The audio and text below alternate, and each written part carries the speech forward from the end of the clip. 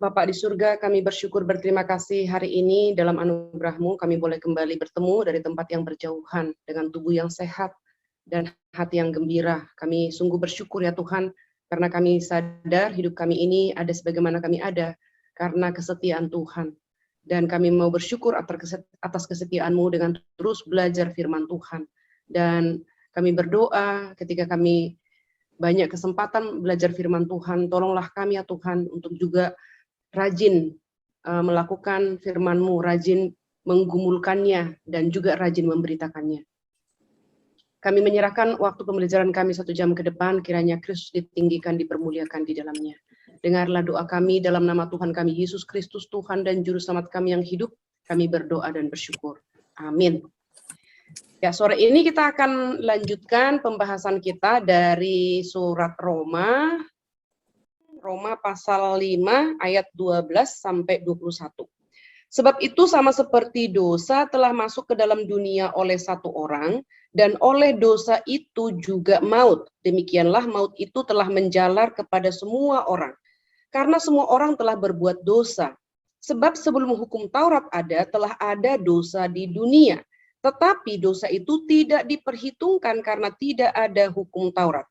Sungguh pun demikian, maut telah berkuasa dari zaman Adam sampai kepada zaman Musa, juga atas mereka yang tidak berbuat dosa dengan cara yang sama seperti yang telah dibuat oleh Adam, yang adalah gambaran Dia yang akan datang.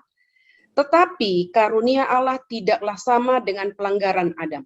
Sebab jika karena pelanggaran satu orang, semua orang telah jatuh ke dalam kuasa maut, jauh lebih besar lagi kasih karunia Allah dan karunia-Nya yang dilimpahkannya atas semua orang karena satu orang, yaitu Yesus Kristus. Dan kasih karunia tidak berimbangan dengan dosa satu orang, sebab penghakiman atas satu pelanggaran itu telah mengakibatkan penghukuman, tetapi penganugerahan kasih karunia atas banyak pelanggaran itu mengakibatkan pembenaran. Sebab jika oleh dosa satu orang maut telah berkuasa oleh satu orang itu, maka lebih benar lagi mereka yang telah menerima kelimpahan kasih karunia dan anugerah kebenaran akan hidup dan berkuasa oleh karena satu orang itu, yaitu Yesus Kristus. Sebab itu sama seperti oleh satu pelanggaran semua orang beroleh penghukuman, demikian pula oleh satu perbuatan kebenaran semua orang beroleh pembenaran untuk hidup. Jadi sama seperti oleh ketidaktaatan satu orang, semua orang telah menjadi orang berdosa, demikian pula oleh ketaatan satu orang, semua orang menjadi orang benar. Tetapi hukum Taurat ditambahkan supaya pelanggaran menjadi semakin banyak. Dan di mana dosa bertambah banyak, di sana kasih karunia menjadi berlimpah-limpah, supaya sama seperti dosa berkuasa dalam alam maut, demikian kasih karunia akan berkuasa oleh kebenaran untuk hidup yang kekal oleh Yesus Kristus Tuhan kita. Ya, Bapak Ibu, kita akan melihat materi kita.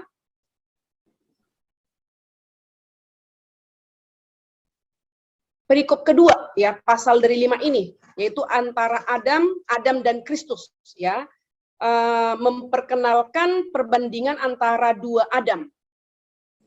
Ya, Adam pertama di Taman Eden dan Adam kedua dari surga dan disalibkan.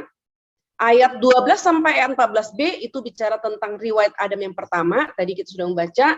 Ayat 14c sampai 17 bicara tentang riwayat Adam kedua, yaitu perbedaan Adam dan Yesus. Ayat 18 sampai 21 adalah riwayat Adam kedua, yaitu kesamaan Adam dan Yesus. Antara satu yang salah, satu yang benar, begitu ya. Nah, kita akan melihat dosa, kematian, dan kita. Paulus dengan yakin menegaskan bahwa Kristus telah menghancurkan penghalang antara Allah dan kita, sehingga kita bisa memiliki jaminan kepastian mendapat kemuliaan. Nah, kita bersyukur di dalam pembahasan perikop ini kita akan melihat kita akan melihat keagungan Injil ya, keagungan Injil dan anugerah Tuhan yang besar bagi manusia berdosa melalui sistem perwakilan. Pertanyaan yang timbul adalah bagaimana pengorbanan seseorang bisa membawa hasil-hasil yang luar biasa bagi banyak orang. Pengorbanan seseorang atau pengorbanan satu orang membawa hasil yang luar biasa bagi banyak orang.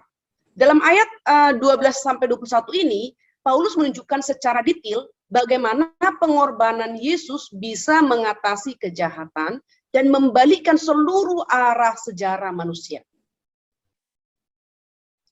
Kalau kita belajar tentang salib ini, kita sudah mendekati Paskah ya. Kalau kita membaca tentang salib, kita akan melihat Yesus itu menjadi pusat sejarah dunia.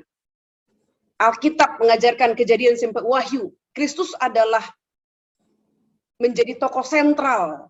Karena Alkitab bicara tentang kisah Allah, dan kisah Allah itu adalah kisah tentang keselamatan, penciptaan, lalu manusia jatuh ke dalam dosa. Mulai cerita dari kejatuhan itu sudah langsung dimulai dengan Kristus. Kejadian 3 ayat 15, keturunan perempuan. Dan seterusnya pemanggilan Abraham dan semua cerita-cerita yang ada dalam Alkitab, kita melihat semua itu adalah menggambarkan atau merujuk kepada Kristus, menjadi bayang-bayang Kristus. Nah, Paulus menjelaskan berbagai pengaruh dosa yang sangat mendalam terhadap manusia melampaui apapun yang orang dapat pikirkan. Ya, pengaruh dosa yang sangat mendalam. Lalu dia melanjutkan pendamaian yang kita miliki dalam Kristus bisa dan akan mengatasi bencana dosa di segala sisi. Jadi dosa itu membawa bencana yang sangat besar, tetapi berita tentang Kristus itu menjadi satu solusi bagi bencana yang diakibatkan oleh dosa. Dikatakan pendamaian yang kita miliki di dalam Kristus bisa dan akan mengatasi bencana dosa di segala sisi, bukan hanya beberapa sisi, tapi dalam segala sisi atau segala aspek kehidupan kita. Nah, di dalam ayat yang ke-12 dikatakan sebab itu sama seperti dosa telah masuk ke dalam dunia oleh satu orang. Demikianlah maut telah menjalar kepada semua orang karena semua orang telah berbuat dosa. Nah, di dalam ayat 12 ini Paulus memberikan satu gambaran 3 tahap sejarah manusia sampai zaman Kristus. Yang pertama dikatakan dosa masuk ke dalam dunia melalui satu orang, yaitu Adam. Dan ini bicara tentang perwakilan ya. Jadi oleh Adam yang ditetapkan oleh Allah menjadi wakil manusia, dosa masuk ke dalam dunia. Ya, dosa masuk ke dalam dunia. Kita nanti akan belajar dalam pembahasan hari ini manfaat daripada perwakilan ini. Dulu saya secara pribadi sempat confused ya, sempat bingung. Kenapa ya Adam yang makan tapi seluruh manusia berdosa? Saya tidak berbagian di dalamnya dan saya tidak mendapatkan jawaban itu. Hanya sederhana saja jawabannya, ya Adam wakil kita begitu ya. Lalu kemudian cerita lagi, lalu Yesus juga mati. Jadi satu-satu, hanya bicara tentang satu-satu.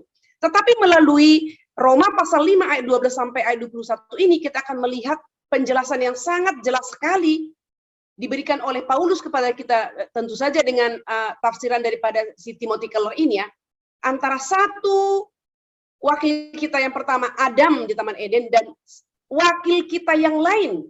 Semua wakil ini ditunjuk oleh Allah. Wakil pertama ditunjuk oleh Allah, wakil yang lain atau wakil yang kedua juga ditunjuk oleh Allah. Nah, di dalam Adam yang pertama, dosa masuk ke dalam dunia. Semua manusia terhisap di dalam dosa Adam yang pertama. Yang kedua, kematian masuk ke dalam dunia karena dosa sebagai hukuman atas dosa. Ya kan, di dalam perjanjian yang diadakan Allah dengan Adam, dan Adam menjadi wakil manusia yang ditunjuk oleh Allah, di situ ada perjanjian hidup. Jika engkau taat, tidak makan buah di tengah taman, engkau bersama dengan semua keturunanmu akan hidup selama-lamanya. Tetapi jika engkau tidak taat, engkau ambil dan makan buah itu, engkau akan mati bersama dengan semua keturunanmu. Dan Rasul Paulus meringkaskan itu, upah dosa ialah maut. Nah, jadi kematian itu masuk ke dalam dunia karena dosa. Dengan demikian, Bapak Ibu, kematian yang dialami oleh manusia itu bukan suatu hal yang natural. Dosa itu adalah, kematian itu adalah akibat dosa. Itu sebabnya kita begitu meratap, ya. Kematian itu sangat menakutkan, menyakitkan, karena itu bagian daripada konsekuensi dosa manusia. Kematian. Jadi tidak ada manusia yang tidak mati. Semua manusia mati. Tuhan Yesus sendiri yang menjadi manusia pun harus mati untuk menanggung, ya, untuk mengambil posisi kita. Dia mati untuk mematikan kuasa kematian akibat dosa itu. Tetapi puji Tuhan, ya, Yesus yang adalah Allah menjadi manusia, dia mati untuk menerima hukuman dosa umat pilihan sepanjang zaman, karena dia adalah Allah. Dia berkuasa atas kuasa maut, dan dia bangkit pada hari yang ketiga. Dia mengalahkan kuasa maut itu.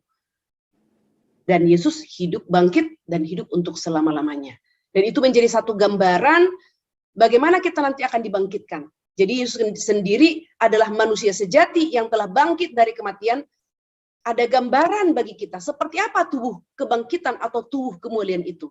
Yaitu seperti tubuh Yesus.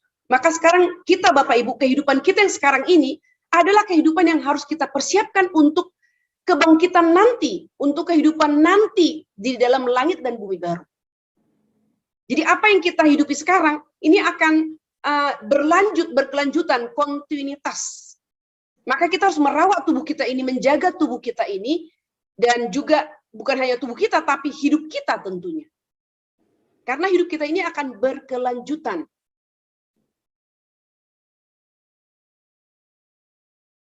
Yang ketiga, kematian menyebar ke semua manusia karena semua telah berdosa. Jadi dosa masuk ke dalam dunia oleh Adam yang pertama, kematian masuk ke dalam dunia karena dosa, atau sebagai hukuman atas dosa, dan kematian itu menyebar kepada semua manusia. Tadi saya sudah katakan tidak ada manusia yang tidak mati, ya, kecuali tokoh-tokoh yang kita tahu di dalam Alkitab, ya. Perjanjian Baru ada yang terangkat. Henok misalnya, lalu Elia, 2 orang itu. Alkitab mencatat mereka langsung diangkat ke surga. Tetapi di dalam Perjanjian Baru tidak ada kasus-kasus yang kita temukan lagi ada manusia yang langsung terangkat, ya. Bahkan orang-orang yang dibangkitkan di dalam Perjanjian Baru, mereka pun mati kembali. Nah, jadi urutannya adalah dosa masuk, lalu kematian masuk ke dalam dunia, dan kematian menyebar ke seluruh manusia karena dosa. Jadi kita tahu dosa itu bukan sesuatu yang alamiah, bukan yang natural, tetapi kematian itu bukan yang natural.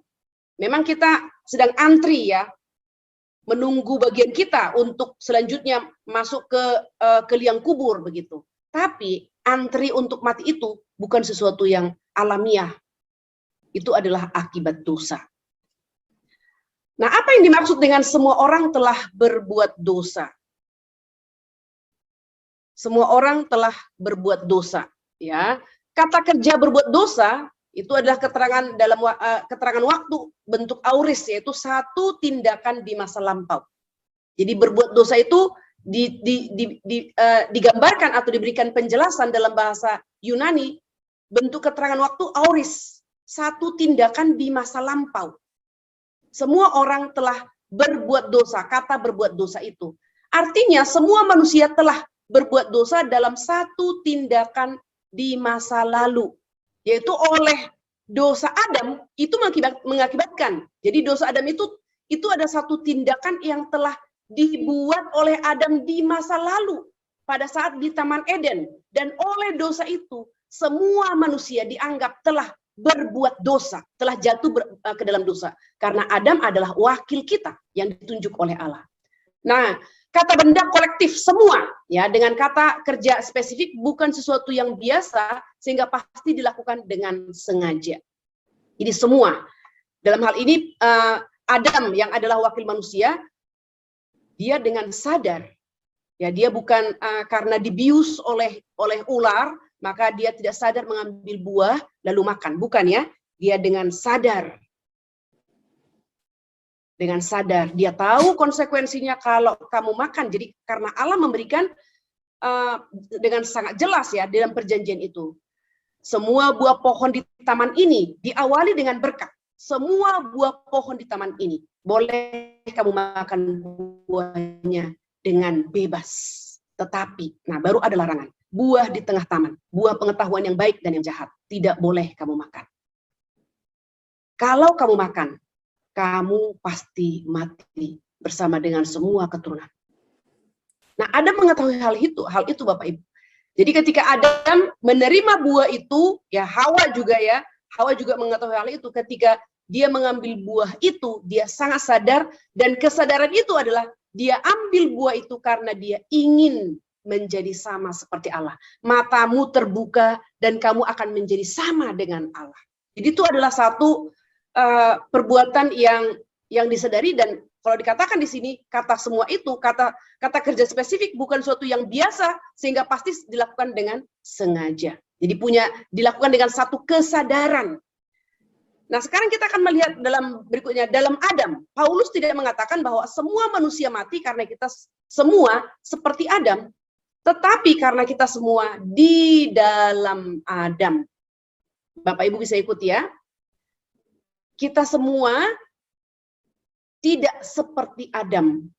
Jadi keberdosaan kita bukan karena kita seperti Adam, tapi kita berdosa karena kita semua di dalam Adam. Kita terhisap karena Adam adalah perwakilan yang telah ditentukan oleh Allah, wakil dari seluruh umat manusia. Nah, ayat yang ke-13, sebab sebelum hukum Taurat ada, telah ada dosa di dunia. Tetapi dosa itu tidak diperhitungkan kalau tidak ada hukum Taurat. Di dalam ayat 13 ini, Paulus menunjukkan bahwa antara masa Adam dan masa Musa, Allah tidak memberikan hukumnya dalam cara formal. Ya kan? Nanti di dalam masa Musa, ya, di Gunung Sinai, baru diberikan hukum itu secara formal. Mulai dari Adam, Allah belum memberikan hukum, kita sudah belajar itu, tetapi Allah memberikan hukum itu tertulis dalam hati mereka, hati nurani. Nah, tetapi dosa tidak diperhitungkan kalau tidak ada hukum Taurat, ya, begitu, ya. Tetapi kita lihat di dalam pasal 2, orang yang tidak memiliki hukum Taurat yang formal, seperti yang dinyatakan dalam Alkitab, tetap bersalah. Ya kan? Mereka memiliki hukum Taurat Allah dalam bentuk yang terbatas, yang tertulis dalam hati mereka. Mari kita membuka pasal 2, ya, ayat 12 sampai 15. Saya akan membacakan kembali pasal 2. Sebab semua orang yang berdosa tanpa hukum Taurat akan binasa tanpa hukum Taurat, dan semua orang yang berdosa di bawah hukum Taurat akan dihakimi oleh hukum Taurat. Karena bukanlah orang yang mendengar hukum Taurat yang benar di hadapan Allah, tetapi orang yang melakukan hukum Tauratlah yang akan dibenarkan.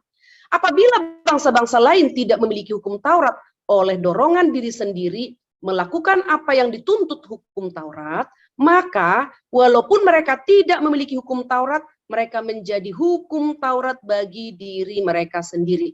Sebab dengan itu, mereka menunjukkan bahwa isi hukum Taurat ada tertulis dalam hati mereka, dan suara hati mereka turut bersaksi, dan pikiran mereka saling menuduh atau saling membela. Nah, jadi jelas, ya, Bapak Ibu, tanggung jawab dan kesalahan semakin bertambah besar seiring dengan pengetahuan dan kesadaran. Nah, oleh karena itu, orang yang hidup sebelum Musa tidak melanggar perintah yang terpampang jelas, karena belum ada hukum secara formal. Tetapi di dalam ayat yang ke-14b, pasal 5, 14b, mereka yang tidak berbuat dosa dengan cara yang sama, ya, seperti orang yang telah diberikan hukum Taurat dan tahu hukum Taurat, dan yang tahu hukum Taurat yang terpampang dengan jelas, ya, ayat 14b. yang tidak berbuat dosa dengan cara yang sama seperti yang telah dibuat oleh Adam, yang adalah gambaran Dia yang akan datang. Nah, jadi mereka yang tidak berbuat dosa dengan cara yang sama seperti orang yang telah diberikan hukum Taurat dan yang tahu hukum Taurat yang terpampang dengan jelas, ya. Jadi manusia setelah Musa bersalah lebih besar daripada manusia sebelumnya, dan Paulus berkata maut telah berkuasa di kedua masa tersebut. Maut telah berkuasa. Jadi semua sama-sama berdosa, sama-sama salah di hadapan Tuhan, karena dosa yang dibuat oleh Adam, upah dosa ialah maut. Makanya katakan maut telah berkuasa di atas kedua keturunan atau manusia setelah Musa dan setelah dan sebelum Musa. Ya. Nah, logikanya penyakit dan kematian, sekali lagi Bapak Ibu perhatikan, mari kita memperhatikan logikanya adalah penyakit dan kematian berkuasa atas orang baik dan orang jahat, atas orang yang tidak tahu dan yang tahu aturan, atas bayi dan orang dewasa. Nah, jadi ini logikanya orang sebelum Musa dan setelah Musa, ya, sama-sama salah di hadapan Tuhan, sama-sama berdosa dan sama-sama menerima ya maut berkuasa atasnya, begitu ya. Jadi kita semua terhisap dalam dosa Adam.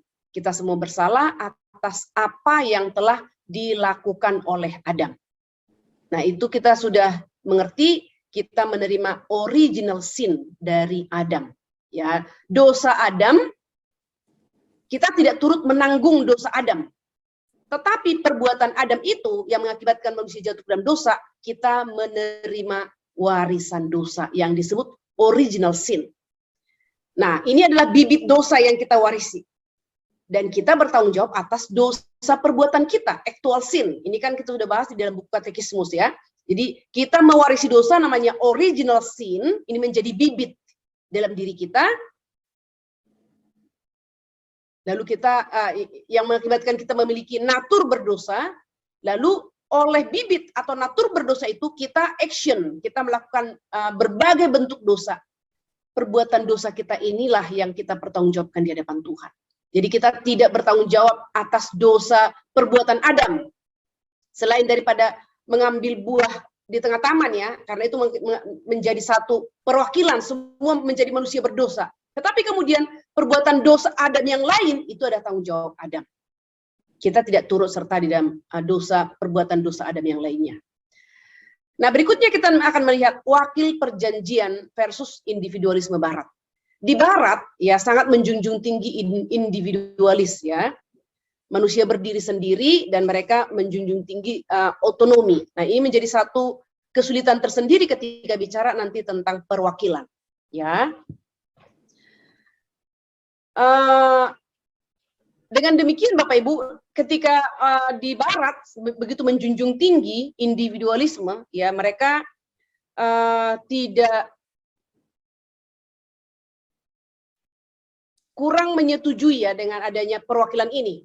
Tetapi Alkitab memberikan satu penggambaran solidaritas manusia, yaitu perwakilan ya. Alkitab mengajarkan memiliki pendekatan yang sangat berbeda dengan individualisme Barat, yaitu solidaritas manusia. Ya, manusia di abad dan budaya yang lain dulu dan sekarang lebih baik dalam menerima kebenaran ini.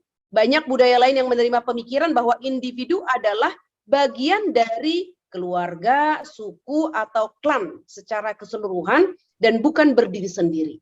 Nah, tapi Barat itu bicara tentang berdiri sendiri, ya individualis. Manusia berdiri sendiri atau otonom.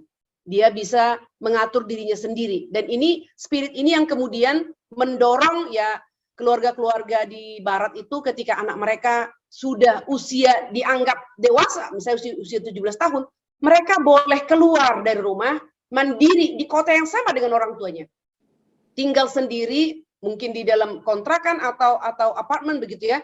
Lalu mereka juga karena anak-anak itu sudah mandiri, maka mereka bertanggung jawab atas diri mereka sendiri dan mereka bisa ya tinggal bersama dengan pacarnya tanpa ikatan pernikahan.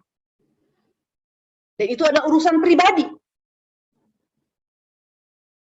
Jadi memang berdampak, akan membawa dampak, tentu saja ada positif negatifnya ya, gerakan individualisme ini. Tetapi kita melihat ada ketika usia manusia, usia anak masih kecil ya, dan tidak dibekali dengan pendidikan iman yang benar misalnya dari keluarga, lalu anak ini pada usia 17 tahun atau di atas 17 tahun keluar dari rumah, mandiri, tinggal sendiri, maka dia akan mengikuti tren yang sedang ya tren dalam dunia inilah begitu ya. Hidup bersama dengan pacarnya dengan alasan membayar bersama apartemen itu supaya lebih ringan bebannya.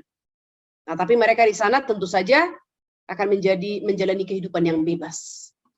Nah, jadi mau digambarkan tentang solidaritas ini ya.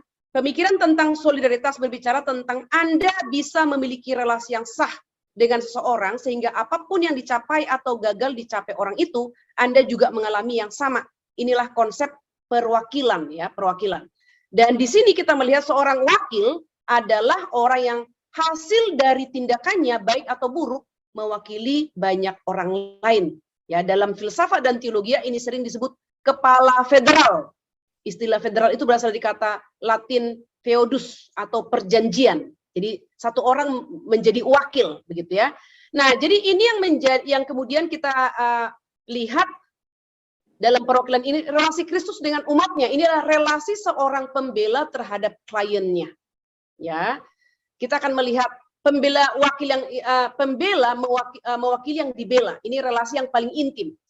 Hal ini saya pikir adalah hal umum bagi kita karena kita semua tahu tentang pengacara misalnya. Pengacara kita bisa hadir kalau kita sedang ada kasus, lalu kita harus masuk ke pengadilan, maka pengacara itu bisa mewakili kita hadir di pengadilan tanpa kita hadir di sana. Ya kan? Jadi pembela itu mewakili yang dibela. Nah, ini adalah relasi yang paling intim. Di dalam pengadilan ini terjadi. Jadi kliennya bisa tetap diam dan pembela itulah yang berdiri dan menyatakan argumentasi pembelaan untuk membela kliennya. Nah, di dalam Roma pasal 5 ayat 12-21, orang barat susah menerima sistem perwakilan ini karena dua alasan. Yang pertama, mereka tidak suka dengan ide seseorang yang mewakili kita. Karena mereka mau bicara tentang otonom, ya kan? Saya tidak menunjuk, ya. Kalau saya menunjuk berarti saya harus terlibat dalam penunjukan begitu. Jadi mereka tidak suka karena mereka berpikir saya tidak ikut menunjuk begitu kan? Yang kedua, meskipun orang Barat mau mengakui kalau perwakilan dalam perjanjian terkadang sah, mereka tidak suka kurangnya pilihan terkait siapa menjadi wakil mereka. Nah, jadi di dalam individualisme Barat ini sangat bertolak belakang dengan sistem perwakilan yang ditulis dalam Alkitab. Nah, ini juga salah satu yang menjadi kesulitan penginjilan terhadap orang Barat yang sudah berpikir individualis, berpikir otonom begitu ya. Kenapa saya harus memiliki wakil? Dan kalau Yesus adalah wakil, atau Adam pertama adalah wakil manusia di Taman Eden, lalu Yesus adalah wakil yang kedua. Siapa yang menetapkan itu? Nah, kurang lebih pemikiran mereka, karena bagi mereka wakil itu adalah ya mereka turut serta dalam menentukan. Mereka tidak suka diwakili oleh orang lain begitu. Nah, jadi orang Barat merasa tidak memilih Adam sebagai perwakilan mereka.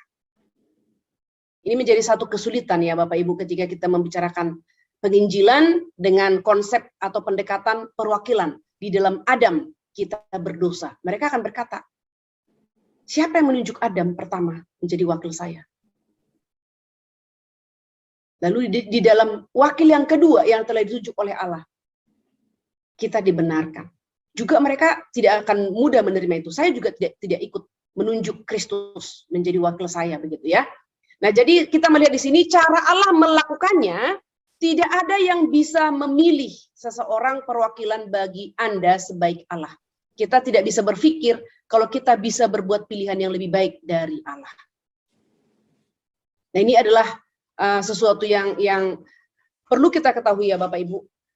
Saya sudah katakan tadi waktu saya usia lebih muda, saya sempat berpikir, kenapa dalam Adam semua manusia termasuk saya harus berdosa. Nah ini konsepnya. Allah, itu adalah cara Allah melakukannya.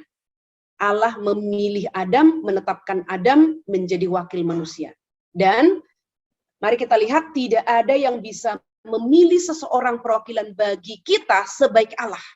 Ya, kita tidak bisa berpikir kalau kita bisa membuat pilihan yang lebih baik dari Allah. Nah ini harap kita bisa mengerti ya. Ketika Allah memilih Adam, itu adalah pilihan yang terbaik. Karena Allah sendiri adalah Allah yang dapat memilih perwakilan kita yang terbaik. Dan Allah tidak hanya memilih Adam, Allah menciptakan Adam sebagai perwakilan kita. Adam dicipta dan dirancang untuk bertindak tepat seperti kita. Seperti yang akan kita lakukan secara pribadi, secara individu dalam situasi yang sama.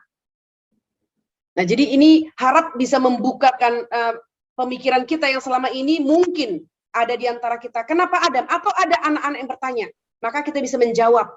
Kita tidak bisa memilih wakil kita yang lebih baik daripada Allah memilih wakil kita. Saya berikan contoh ini kepada anak-anak di Calvin ya, pemilihan wakil ini. Saya sebagai kepala sekolah sering sekali memilih wakil untuk kompetisi, wakil dari murid. Dan saya sangat sadar, anak murid yang dipilih, yang ditentukan menjadi wakil untuk ikut kompetisi, belum tentu yang terbaik. Bisa jadi ada anak lain yang terbaik. Kenapa kok belum tentu yang terbaik? Karena saya tidak maha tahu.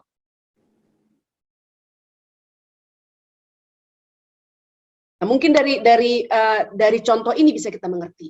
Allah itu adalah Allah yang maha tahu. Allah bukan hanya memilih Adam menjadi wakil kita, tetapi Allah menciptakan Adam sebagai perwakilan kita.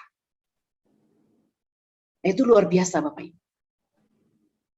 Saya sangat mengerti akan hal ini. Pemilihan wakil manusia tidak akan bisa memilih wakilnya yang terbaik melebihi Allah memilih wakil kita.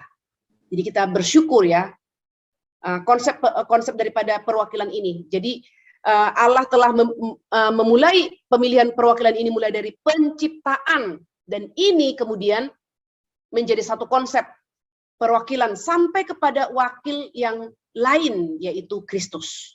Wakil kita yang pertama gagal di dalam Adam pertama ya, Adam pertama gagal, Allah sudah menyediakan wakil kita yang lain, yaitu Yesus Kristus.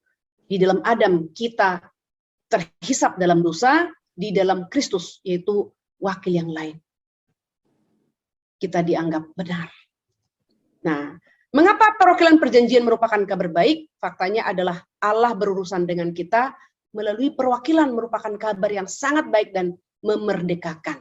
Ya, Roma 3 ayat 20. Kita lihat Roma 3 ayat 20. Sebab tidak seorang pun yang dapat dibenarkan di hadapan Allah karena melakukan hukum Taurat. Karena justru oleh hukum Taurat orang mengenal dosa. Nah, di sini kita melihat tidak ada satu orang, sebab tidak ada satu orang dapat dibenarkan di hadapan Allah oleh karena melakukan hukum Taurat.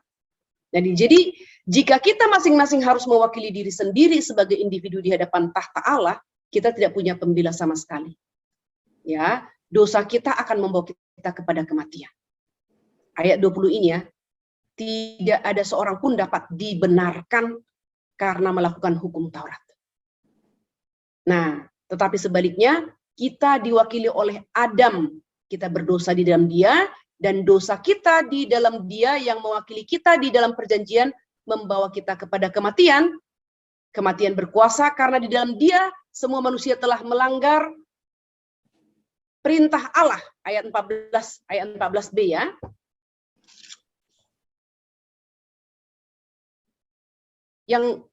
Yang tidak berbuat dosa dengan cara yang sama seperti yang telah ayat 14b. Oh ya, yang tidak berbuat dosa dengan cara yang sama seperti yang telah dibuat oleh Adam. Ya, jadi bagaimana ini bisa jadi kabar baik? Di dalam Adam kita semua jatuh ke dalam dosa. Bagaimana ini menjadi kabar baik? Nah, Adam pertama adalah wakil pertama, ya, wakil pertama kita, dia tidak taat, tetapi Adam kedua, wakil yang lain, taat dengan sempurna. Inilah kabar baiknya Bapak Ibu. Di dalam ayat 14c, yang adalah gambaran dia, yaitu Kristus yang akan datang. Jadi Adam pertama itu adalah gambaran Kristus. Itu sebabnya Adam pertama, Adam kedua. Allah berurusan dengan kita melalui seorang wakil dalam perjanjian adalah kabar baik. Jadi kita bersyukur. Harap Bapak Ibu bisa mengikuti dan menangkap poin daripada manfaat daripada perwakilan ini.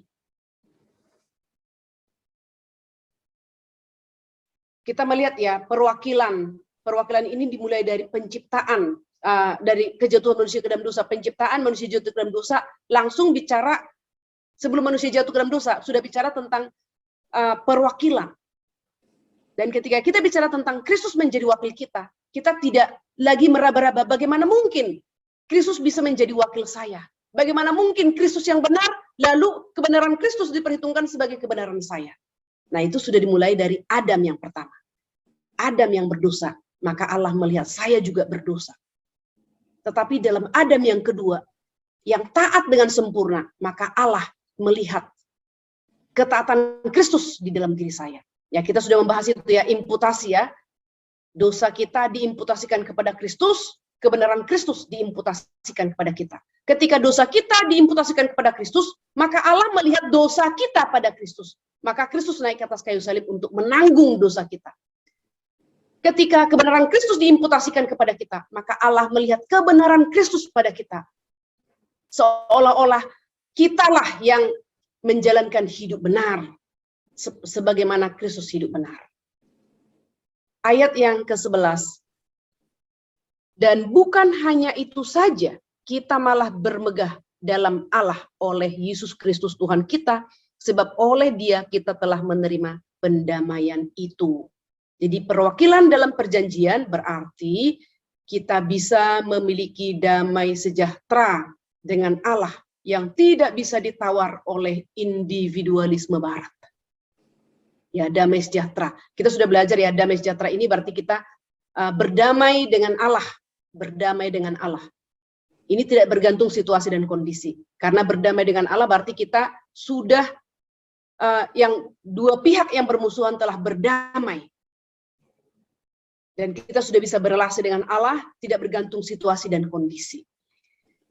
Nah, sampai di sini kita akan melihat renungan, menjadi renungan kita ya. Yang pertama, bagaimana kita merangkum pesan dari bagian ini dalam sebuah kalimat.